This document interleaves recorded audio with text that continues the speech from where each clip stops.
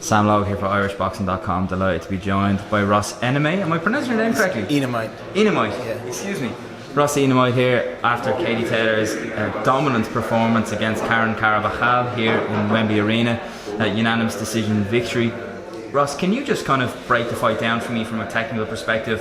What happened? What went to plan? Where were the difficulties? You know, I kind of mentioned it in the post-fight press conference, but you could just break it down. She was, I mean, I knew she was long, she was awkward. You know, she had a long, good reach on her, decent jab, so I knew that was going to be a little bit awkward as far as finding the range, and that's kind of how the fight started off. And, but as the rounds went by, Katie boxed well. I thought we won all the rounds. I know they gave her, one of the cards I think gave her one gave them two. I thought maybe throw her a charity round, but I thought Katie dominated the fight. Against an awkward opponent who had a good chin. She got hit with some good shots. We heard her at the end once or twice, but she took it well. I mean, she definitely had a good chin on her. She wasn't going anywhere, so definitely probably better in the long run to get the 10 rounds in anyway. Yeah, 100%. How do you prep for a fight like that? You know, as far as I'm aware, Karen Elizabeth Carabajal is not the most well-known. It's not the most well-known, but there's video on you go to YouTube or Daily Motion, there's video on just about everybody. So I had 3 of her fights. I mean, you can, you don't need too much. She's long, she's got a good jab, long right hand. So we kind of knew what we were working with, and we got some sparring that's pretty close to her. So brilliant. You've had Katie since her professional debut. What kind of changes have you seen in her, or what kind of, say, technical changes have you tried to implement or bring to her game all the way through her pro career from the start up to now? Well, obviously she had a steep amateur background, so she had an amateur style probably more than anybody, because she basically lived her entire life as an amateur, and she turned pro late, relatively speaking, compared to how most people do. So it's been a transition as far as sitting down on punches, working the body a bit more, pumping her jab out a bit more, which, there's always work to be done, but, she's definitely come a long way.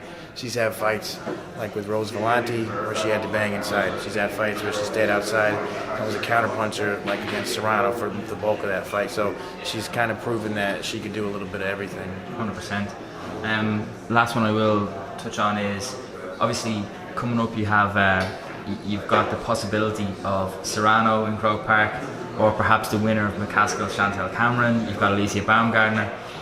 Stylistically, who's the most favourable matchup for Katie, and maybe who's the most difficult stylistically for Katie? I mean, they're all tough fights, but it's like Serrano we've already seen before, and it is probably the biggest fight, so I think it's the fight that everybody wants. We've been in there with her before, we know what we're getting, and we know it's going to be an exciting fight. It's going to be a fan-friendly fight, so I think that's top of everybody's list, and hopefully that's the next fight. So yeah, which one of those fights do you think poses the most problems for Katie? Like I said, if I can ask. I mean, I don't know that anyone, that one fight poses more problems than another. We've already fought McCaskill. She hasn't changed much. I mean, she's strong and rugged, but Katie moved, and that was a fight where we stayed outside and we boxed and made her miss. Cameron's got a pretty good engine. She's a bigger girl, so it's going to be a dog fight, I think, as the rounds go by. And Baumgardner is very athletic. She maybe got a little bit tired herself against Meyer, but she's probably the most athletic of them. So athleticism, can present its own problems. But Katie's athletic herself, so I think the style match would favor us, because I think we have a better engine late. Okay, interesting. Thank you. The very last thing I want to ask you about is just that Alicia Baumgardner against Michaela Meyer fight.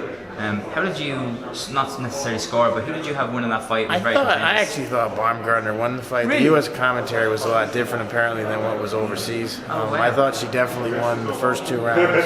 Third round was close. I thought Meyer then, I'm just going off memory, won maybe 4, 5, 6, so maybe you're like 3-3. I thought Baumgardner definitely won the 7th round. That was probably her best round.